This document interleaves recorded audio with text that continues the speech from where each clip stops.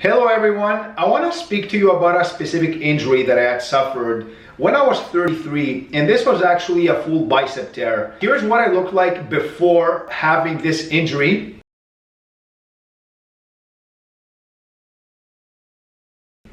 This is the mid picture after I got the injury, after I was in rehab for a few months. And the last picture is my after picture on my full recovery. How this injury happened, let's start from the beginning. I was actually on vacation in the Caribbean. It was in January and I was having a good time. Here's how I feel I got the injury. When I was coming back and I was actually at the airport, you know the belt that has all the luggages? That conveyor belt, whatever you call it. I think that's what you call it. I kind of missed my suitcase and I kind of leaned all the way to grab it, right? And as I grabbed it, I felt something in my arm, but you know, sometimes you feel something and you feel it's really nothing. And I kind of figured I brushed it off. I felt like a small pinch and I felt okay aside from that small pinch. It didn't feel like something was torn. Now, what I feel happened was, this was a partial tear that I experienced because the next day, everything was fine. I was training. I did a full body workout. I didn't want to do any splits. I never do splits. I just wanted to go there and attack it. I wanted to do like 10, 15 sets each body part. I wanted to overtrain my whole body. If you don't train for a whole week, you're allowed to overtrain your body, I feel. Your body's recovered from all the food you've been eating. So you're not going to worry about being at a deficit. And your cortisol is not going to go up. Now, as I was training, I was eager to do biceps.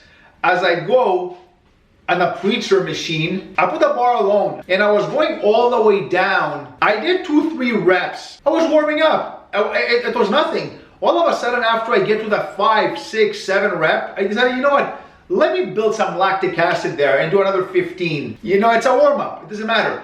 As I got to that 12th rep, I remember that, I felt like a big pop in my arm. Keep in mind, this was in the warm-up with no weights. I saw my bicep going from here to here, like a baseball. Felt like a big electric shock went in my arm. You know, like sometimes you hit a funny bone right here? That's what it felt like. It hurt, but it wasn't as bad. Why? When you get a bicep tear, it only hurts briefly for a short period of time. Because after the bicep is torn, there's no function, there's no blood flow, so you're not gonna feel the pain, but you can lift. I was trying to lift. At the beginning I felt, oh, it's just nothing. Maybe it's a pulled muscle. So I tried doing pushing movements. Because pushing doesn't involve the bicep.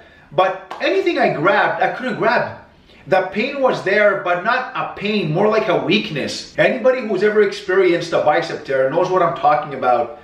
And I'm thinking to myself, what's going on here? I've never experienced that before in my life. And sure, anything I did with my bicep, whether it's curling, anything relating to a pull, it was hurting me more and more. And then I'm looking at it and it's starting to get discolored, like it's starting turning blue. I managed to go to the doctor the next day and he suggested I went to do an MRI. And the MRI showed that it was a full grade tear. And anybody who knows about bicep tears, it's not something you want to put on hold.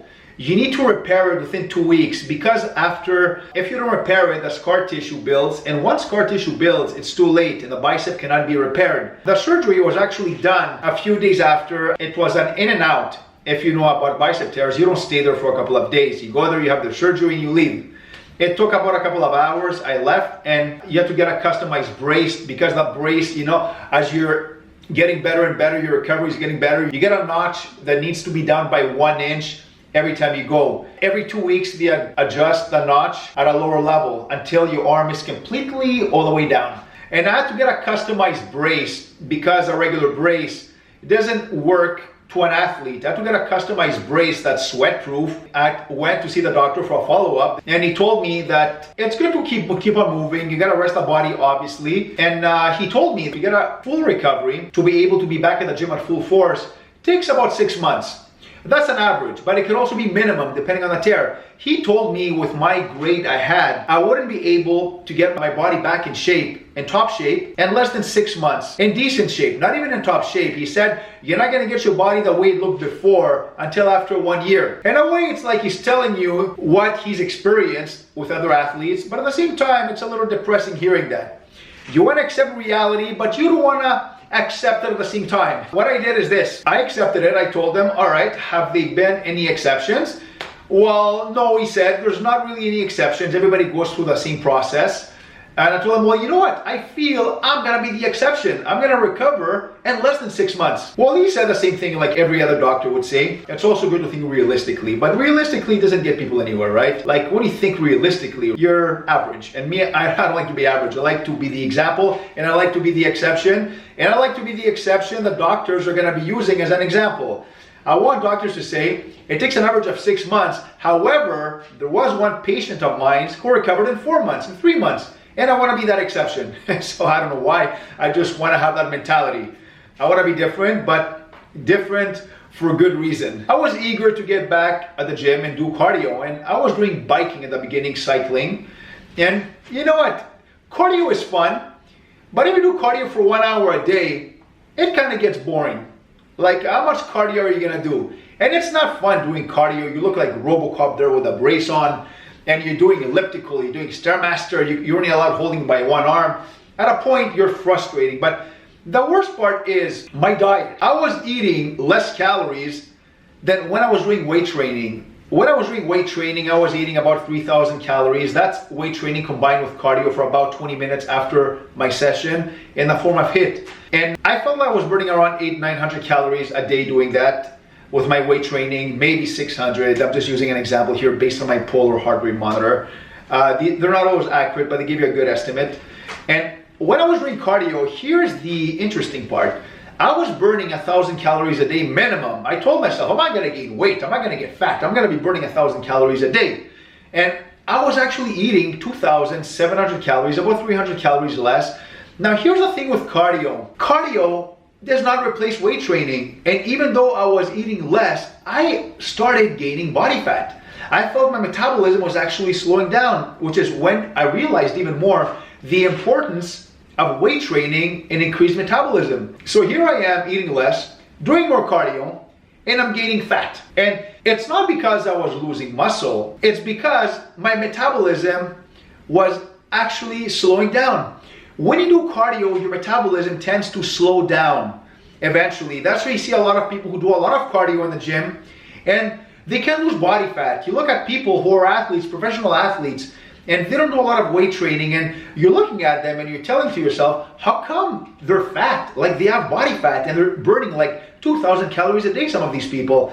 Well, because the problem is body responds to cardio in a way that doesn't respond to weight training. In other words, when you do weight training, you increase your metabolism for 24 hours a day and you feel it, you get hungrier.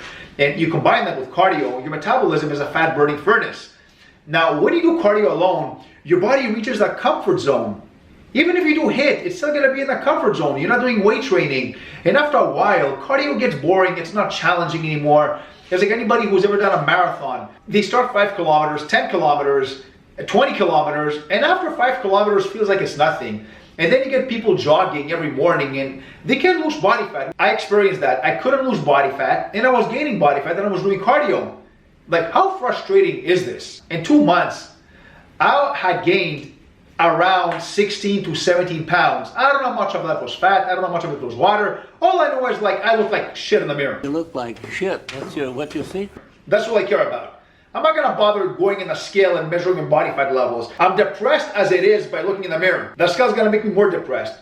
And you know what? I tell people, don't look at the scale all the time. Look at the mirror. The mirror doesn't lie. When you go to the beach, people don't care about what you weigh. They care about what you look like. And I didn't look good. I decided I'm gonna start weight training slowly. And I decided to take a before picture and document my transformation. Because, well, I wanted to see if I can do it in less than 6 months. I wanted to be the example and I wanted to have proof that I could do it. I like to inspire people, but through my own experiences. I'm not gonna be the person who talks and doesn't do it. I'm a person who believes if you wanna give advice to someone, you need to experience it yourself in order for you to be able to give this advice.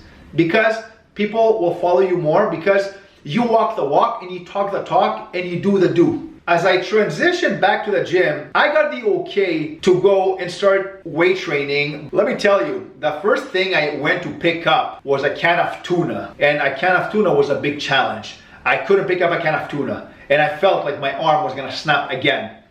The doctor told me, don't worry, it's not gonna snap, it's psychological, because when you get an injury psychologically, you feel You're not gonna be able to go where you were before, and you're not supposed to go where you were before right away.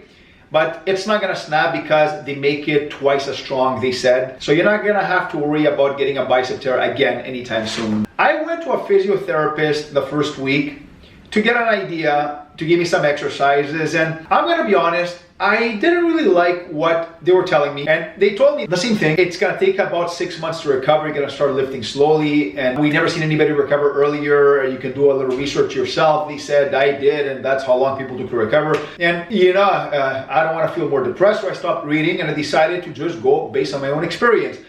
If you read too much, it messes with your head. Read enough, and with what you have, go and apply the knowledge and work with your own instinct. That's what I did. I started working on the movements that doesn't allow as much stress on my tendon, first of all. What did I do? So I tend to focus more on pressing movements, which is a bench press, which is a shoulder press.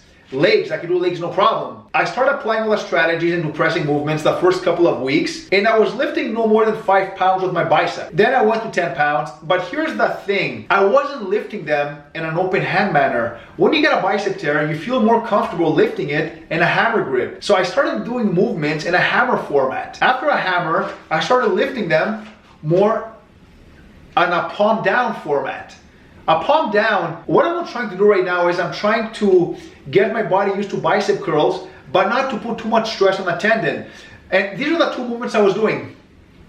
I didn't feel any pain, but I still feel my muscle was going up and down, so the tendon was still getting worked, but not overstressed. And then I was feeling more confident. I actually started writing down a journal. 1 week I'm gonna lift 5 pounds, the next week I'm gonna be lifting 12 pounds. The body has a lot of muscle memory and it remembers. I actually started doing movements with very high reps. Why? Well, high reps, the chances of you getting injured are much, much less, and you still build up enough overload to make the muscle grow. And that's what I did. I went from lifting 8 to 10 reps, from 50 to 20 reps. I was doing 15 to 20 reps in all the movements. What I realized is the muscle stresses much, much less, and a lot of the stress when you do higher movements is not applied on the joints and tendon, it's applied more towards the muscle. And I realized I'm gonna overload the muscle by lifting lighter weights, keeping reps between 15 and 20 repetitions. And my resting time was 1 minute in between each set. Now, I was doing supersets to make the workout go faster. I was doing full body workouts. So what I did was I worked at every movement that puts less stress on the tendon, but enough stress to stress the bicep. And I was actually growing. I felt my body growing every single week. But when I realized this, my body fat was melting. I kept the same calories I did while I was doing cardio, and I was starving. I was starving. Then I actually stopped doing cardio because I realized that I don't need to do cardio anymore. And if I do too much cardio, I want to grow muscle right now. And I felt weight training was enough to keep my metabolism elevated. So I stopped doing cardio. I was just doing walking back and forth just to get some conditioning going, but not enough to sweat, not enough to have myself dripping. Now, every couple of weeks, I looked at myself and my body was literally changing. And I went to see my doctor as a follow-up. This was about 1 month after I started weight training. And he was shocked, like how I looked like. He was like, wow.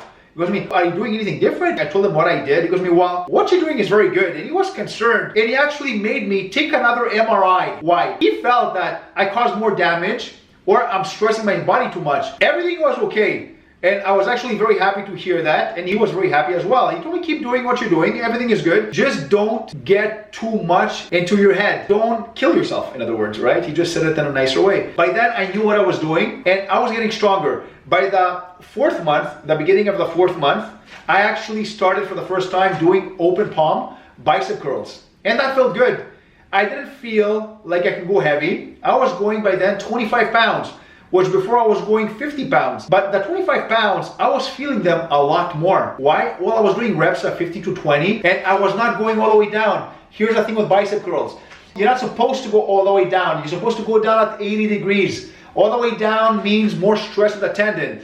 When the body stops at 80 degrees, all the stress is already in the biceps. You're not supposed to go all the way down because you're going all the way down, you put the tendon. And I stopped doing preacher curls because preacher curls is a pure direct impact on the tendon. And most people who got a bicep tear, they stop doing preacher curls. It's a very good exercise, but I just didn't do it. I started doing it recently after a few years, but very light. Now, I felt good. Everything was good. My biceps were feeling pumped. I took pictures and I told myself by the end of 4 months, I'm gonna get in better shape than I was before. I was training a lot more and I felt my body responded so much better to higher volume. And I didn't really diet. I went with my instinct on how I felt. And as you can see in the after picture, I looked better than I've ever looked. And my chest really improved a lot compared to what it was before. And at the end, I became the exception. And I was that person that doctors say it takes about 6 months. And I was able to do it in 4 months. And I did it in a way that everybody told me I cannot do it. And do I recommend everyone to do the same? It depends. I feel you should never listen to too many people. I feel you should not read too much information. Why? Because there's a lot of bad information. The point is, injuries are gonna happen. You are gonna get injured. Everybody gets injured. Even if you're training under the best supervision, you are gonna get injured. Now, whatever happens, do not stop training. Nothing is worse psychologically and physically when the body sits down and it's fully inactive. Your body is a vehicle. Picture your body being a car. What happens to a car if you take a car and it's sitting in a parking lot or in the garage for a year? It's gonna rust. Your body's the same way. If you don't use your body, it's gonna start rusting. You need to move no matter what. No matter what injury you get. I remember one person I ran to in the gym one day, he was injured. He got him paralyzed. He was in a wheelchair. You know what he was doing? He was doing pull-ups. And he went to the machine instead of doing cardio. And this guy was burning 500 calories a day. And he competed in a bodybuilding contest in a wheelchair. Why? It's the winning mentality. It's about not giving up. Injuries are not a bad thing. Injuries are learning experiences. And you need to get injured for you to gain knowledge. And that's what I'm here to tell you. I've trained a lot of people after they've been injured. Most of these people, they told them the recovering process is gonna take them a lot longer than I recovered them. Why is this? Well, because what I do is, I look at them and I look at their weaknesses. I look at everybody's strengths and I make them work with their strengths first, and the weaknesses, well, they're gonna follow. But when you're injured, you need to learn how to work on your strengths, not your weaknesses, because your strengths are gonna be able to determine how fast you're gonna be able to recover from your injury. Now, does everybody have the same recovery rate? No, the answer is no. Everybody's an exception. I was the exception because I allowed myself to be the exception. Other people, maybe they're allowing themselves to not be the exception because they're following every single order that's given to them. At the end, sit down, mark down what your injury is and how to work around it. And for example, if you're injured, you have a rotator cuff injury, don't stop doing shoulders. Do exercises that do not put pressure on the rotator cuff. Work around the injuries, but don't stop training altogether. Well, thank you all for watching. I hope this video was an inspiration to you. And if you are going through some type of an injury, or if you're not even sure it's an injury, you can comment below, let me know, or you can send me a message. And if you do want to see some future content on certain injuries, on how to work out with a specific injury, let me know. I'm gonna try to make some videos on that. I've worked with a lot of people regarding injuries, anything from a rotator cuff to a bicep tear to a hip injury. Any injury, I've worked around it. So if you do have any questions, let me know. If this content interests you, please subscribe. I'm gonna have more of this content later on in the future. And if you wanna get a notification bell, make sure the notification icon is on.